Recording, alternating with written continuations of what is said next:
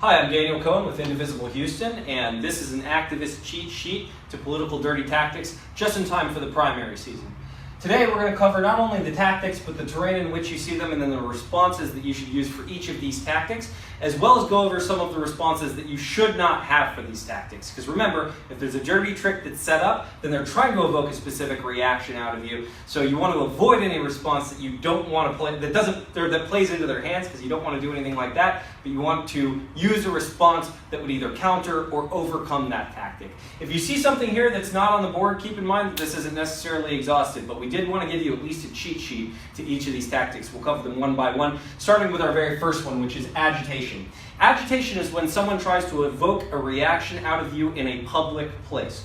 For example, if you are in a march, and if you've ever been in a march, you can see that it doesn't take much space to be able to say something to someone without anyone else in earshot of you. So if someone wants to try to start a fight with you without anybody else hearing it, they might walk up and whisper something in your ear to try to get a reaction out of you. Of course, they want to get a reaction out of you because if they can get a reaction out of you, particularly one that's aggressive, then they can follow up by taking legal action or making you look bad through propaganda or something like that. So keep that in mind in public places, such as voter registration areas, rallies, public meetings, or anywhere else that might be out in public where they can catch you on camera or otherwise make sure that you look bad in a public location. A good example of this that you might have seen in the past is cut videos or doctored videos that people catch by angering the person who is their target. And if you are a voter registrar, then as you know, there are certain rules and regulations surrounding voter registration, at least particularly in the state of Texas where Indivisible Houston resides. So if you don't follow those rules, then you can get in big trouble. Well, an agitator can trick you or otherwise provoke you into breaking those rules, and they're punching your buttons on purpose. So just keep that in mind. Be on guard when you're in a public location, because as we approach the primary season and eventually the November election, you're going to see more and more of tricks like this, and particularly this agitation tactic when it comes to voter registration. It's kind of like the weather, right? There are certain seasons where you get more rainfall, but there are certain seasons when you get certain higher volumes of political dirty tricks. And election season is the rainy season of political dirty tricks. The response for agitation is, first of all, whatever you're in public, if you're at a rally, or if you're doing voter registration, or if you're at a campaign party, or if you're at an activist party or something like that, just be aware of your surroundings and be aware of what's going on. If you see something that's out of place, warn other people. If somebody does try to agitate you and provoke a reaction, then walk away. And then, of course, get pictures, get footage, because camera phones, these are amazing tools that we all have now. And so it's something that you can use to your advantage. You're going to have to kind of like play it by ear as to whether or not you should be trying to capture things on film or not, because there are advantages and disadvantages of that, depending on the scenario, that vary by law, depending on your city, state, environment, etc. So it's going to have to be something you have to determine. Keep in mind, of course, like I said before, that there are certain responses that you want to avoid in response to things like agitation. For example, we saw a meme that was floating around on Facebook that said, if we see an agitator who tries to cause something violent in a crowd and tries to agitate people in a crowd, we must all sit down and the press will see that the protesters are peaceful and that the agitator is truly the violent one. The only problem with that is, if you've ever actually been to a rally, that's not going to work. Because you can't like instantly snap your finger and 1,000 people sit down. By the time that you do that, somebody's going to slip over a fence or down an alleyway and they're gone at that point. And you're not going to be able to do it in the first place. So instead, just be aware of your surroundings, warn other people, walk away from it if you can, and get pictures and footage. Sometimes at rallies, you're going to see ACLU observers or police. Again, there are advantages and disadvantages to getting them involved. But at least know that that's something that's at your disposal that you can use as a counter response to agitation. The second dirty tactic that we're going to cover is club packing. This is more specific to endorsement meetings. Basically what happens is, depending on the bylaws of a club, somebody may try to buy a certain amount of memberships or otherwise get more power than they would have otherwise had based on the merits of a candidacy to try to endorse a certain candidate. This could be done with issues as well. It's more common with candidacies, particularly during political election season. You're going to see this during club votes. You'll see it during endorsement meetings. You'll see it during committees. If there's a committee that's specific to a club, someone might try to manipulate the committee. They may put a supporter on a committee or something like that, someone who's a non-biased supporter. And keep in mind that sign-ups online are another place where this comes into play, because somebody might buy like 30 sign-ups at a time, or they might go through and buy 30 sign-ups one after another after another. Some clubs don't mind this that much, and in fact see it as just supporting the club. Other clubs mind it a bit more. This could come down on the head of a candidate, and a candidate, of course, is a type of activist because running for office does make you a kind of activist. But either way, you should kind of keep it in mind, because if you're a voter, then you want to know kind of what led to an endorsement. Keep in mind we are neither indicting or supporting the different ways that clubs decide to endorse people or not, but club packing can be a bit of a dirty trick. So we went ahead and included it in this. Now, if you run a club, or if you've started a club, and you want to make sure that your endorsement process is clean, then think through the rules of your endorsement process and make sure to create fair play rules. Anything that you can do that keeps club packing from happening, if you don't want it to happen, then go ahead and put those rules in place and analyze that with your leadership committee and think it through and think how you can prevent it from happening. Also, knowing Robert's Rules of Order can come in handy in general, but particularly in the endorsement process if somebody's trying to manipulate an endorsement. Inform the public after an endorsement session if you thought that the endorsement wasn't fair. Feel free to talk to other people. You're a voter. You're in the area, you have a say in how things are happening, so if you want to speak up, feel free to speak up. And then speak up not only in context of the public aftermath, but if you're at the meeting itself, feel free to speak up on behalf of your own candidate, because the more that the people are engaged in the process, then the more fair the process is going to be, and the more the candidates and issues have a right to rise based on their merit, as opposed to other circumstances or tweaking the rules. The third tactic we're going to cover is called push polls. Push polls are usually conducted by phone, and I'm going to give you an example of a push poll. Keep in mind that push polls tend to be dirty, so what I'm about to say is one of the nastiest push polls that you've ever heard. So just keep in mind this is really, really disgusting what was done, and you might hear something like this. In the year 2000, John McCain and George W. Bush were the main Republican primary opponent contenders going for the Republican nomination. And the South Carolina primary, in the end, is where George W. Bush really pushed himself out in front of John McCain. And he eventually went on to secure the nomination, and then he was president for 8 years. John McCain has an adopted daughter from Bangladesh. And so push polls started hitting South Carolina Republican primary voters that said, would you be more or less likely to vote for John McCain if you knew he had an illegitimate black daughter? Which of course is racist dog whistling, and also winks and nods at something that isn't remotely within the universe to begin with. It was disgusting, it was dirty, and unfortunately it worked, and it created the margin. Push polls are a dirty tactic, and dirty tactics sometimes work, which is why some operatives go to them. So that's why we're making the videos, so that you can know the different responses that you can use to counter them or overcome them. If you hear what you think is a push poll, or really if you hear a poll related to the candidates in your district at all, or issues in your district, then listen carefully, record the call, and recognize it for what it was. Don't assume that what you initially think the push poll is actually is that push poll. Don't assume that any poll is necessarily dirty. Just record the call if you think it might be dirty in the first place, and then analyze it later. And you'll be able to come up with different options for what you're going to do.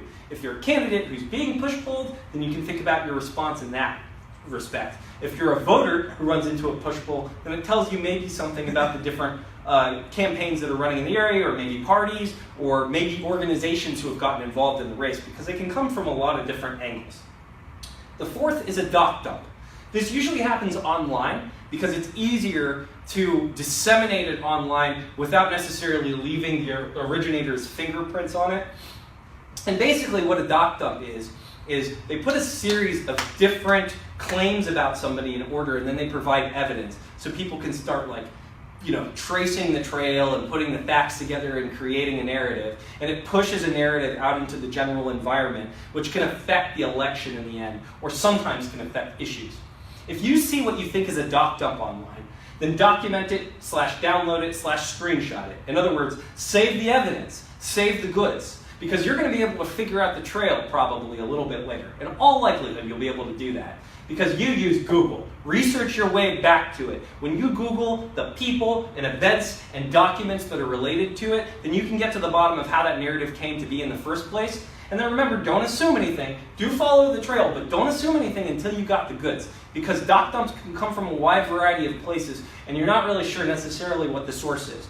It's just as bad for you to assume that you know more than you do, than to not catch on to a dirty tactic in the first place. We're in pursuit of the truth. We want a solid, clean, healthy democracy, which is why we're showing you how you can respond to these things and educate yourself on what dirty tactics look like.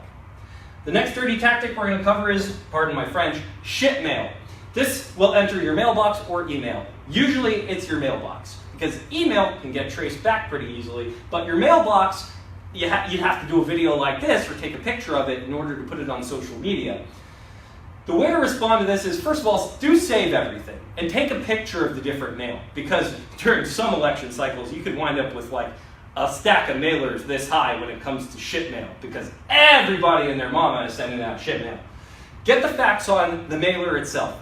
Is it accurate or not, and which parts of it are accurate or not? Remember, a lie gets halfway around the world before the truth has a chance to put its pants on, so you want to figure out which part of the claims are true and which part of the claims are false. And after that, spread the word. If there's an organization that's doing something like this, then put the word out there. A lot of times you'll see this in the form of something called astroturfing, which is a lot like it sounds like. It's not organic grass or an organic movement, but it's astroturf. It's a fake movement to begin with. So for example, if it's like, voters for better conservation in the Texas territories or something like this, but they really are running campaigns to dump like toxic waste into the Rio Grande Valley, then they might send out a mailer that manipulates those facts. And that's where shit mail comes into place. We didn't put astroturf as a separate tactic here, but it does play into all these dirty tactics, because when someone misrepresents themselves, it can be done in any number of different ways. And these are the different ways you might see astroturf come to life.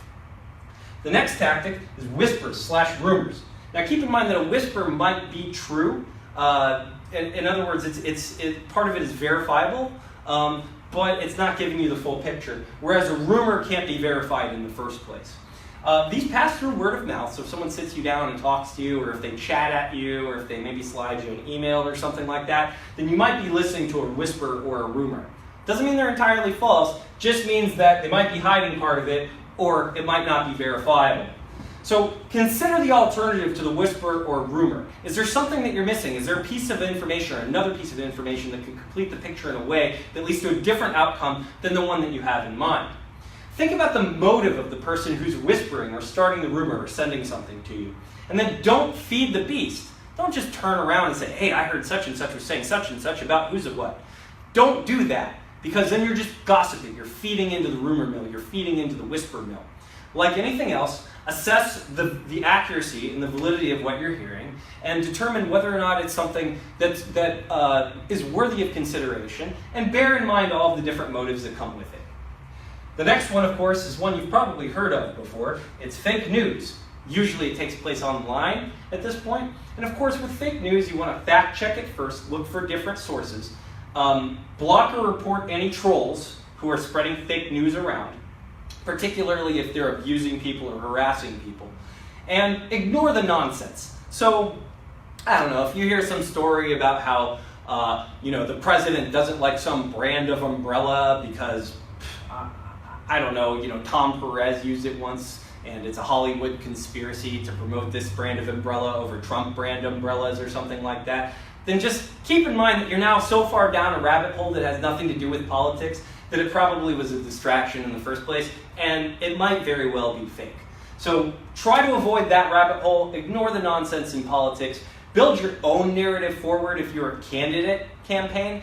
Don't even think about nonsense. Don't think about nonsense that's coming from your opposition or from the other side. Build your own narrative. The story shouldn't be about the umbrellas of Tom Perez. It should be about healthcare and jobs and education and clean air and water for our kids and education, better schools, better public parks, whatever it might be. Build out your own narrative which will bypass the nonsense. We can get knocked off message pretty easily as activists, as campaigns, really as anyone who has anything to do with messaging on behalf of a good cause, right? Something that we're actually pushing forward for. Keep your eye on the prize, stay focused on your message, and that'll help you overcome fake news. Finally, there's voter intimidation, and this is really important for election day. This happens at the ballot box, and basically it's exactly what it sounds like. Somebody tries to keep you from voting for one reason or another. We've heard of this in really nasty context before, Again, going back to the 2000 campaign in Florida, there were rumors about people kind of intimidating people at the ballot box and keeping them from voting. But it might also come on the sly. Someone might just imply that you're not eligible to vote or otherwise engage in dirty tactics at the ballot box. So here's what you can do. Know your rights first and foremost. In your state, there are certain rules that are governing elections. There are certain rules that are surrounding elections. And if you know what your rights are and know if you're eligible to vote and what makes you eligible to vote or not, then you can fight back when someone tells you something that's not true. Don't back down either. Because if somebody tells you that you can't vote and you darn well know that you can, then tell them to back off and that you're going to vote. And tell them, look, I'm going to report what you're doing right now. I'm going to let people know about this. I'm not going to let you get away with this because you're hurting democracy. You should get out of my way, and you shouldn't stand between me and a ballot box. Because if I have to, as our crony Senator Ted Cruz puts it, crawl on glass to get to the ballot box, then I will. Report wrongdoings. Tell the judge if there's going to be any issues. There's usually a judge of elections, and so you can talk to that judge and you can say, hey, this is what's going on. And then, report those wrongdoings and make sure that you get an opportunity to vote. Make sure that you get a chance to vote. Usually, the judge at the ballot box, if they know that you're right, will allow you to go ahead and go into the ballot box and pull a lever at that point, and you'll overcome voter intimidation. Hopefully this helps you out in time for elections, but do keep in mind, like I said before, it's a matter of cyclical, almost weather-like instances. So you're going to see more of this during election season, but you might see it when it comes to issues and off-year elections, or you might see it for municipal elections when turnout is lower as well. There is no rule that political dirty tactics can't happen during a down election period. So keep your eyes open for it, and as you become more and more actively engaged, you'll be able to spot these tactics, you'll be able to respond, and you'll be able to better preserve democracy. If you like this video, if you like what Indivisible Houston is up to, please visit our website, indivisiblehouston.org. You can donate if you'd like to see more content like this, and if you have any questions, feel free to reach out. Engage, educate, resist.